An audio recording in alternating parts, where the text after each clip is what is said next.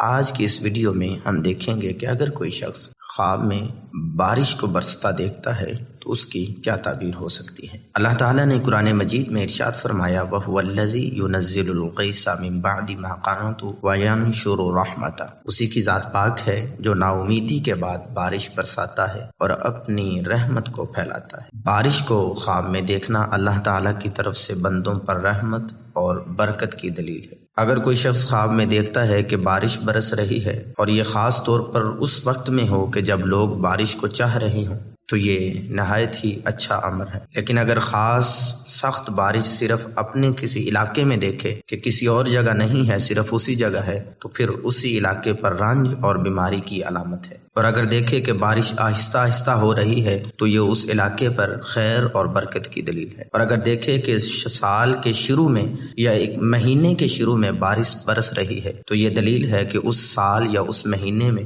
نعمتوں کی فراوانی ہوگی۔ اور اگر دیکھے کہ بارش سخت اور سیاہ ہے تو یہ بیماری کی دلیل ہے۔ حضرت ابن سیرین رحمۃ اللہ علیہ نے فرمایا اگر کوئی شخص خواب میں سخت بارش دیکھے جو اپنے وقت پر برسی ہے تو یہ دلیل ہے کہ ان دنوں میں رنج و الم کا لشکر آئے گا۔ اور اگر دیکھے کہ بارش کے پانی سے مسح کرتا ہے تو یہ اس امر کی دلیل ہے کہ خوف اور غم سے امن پائے گا۔ اور اگر خواب میں دیکھے کہ بارش لوگوں کے سروں پر طوفان کی طرح برس رہی ہے تو یہ اس امر کی دلیل ہے کہ اس ملک میں خدا نخواستہ ناگہانی موت آئے گی۔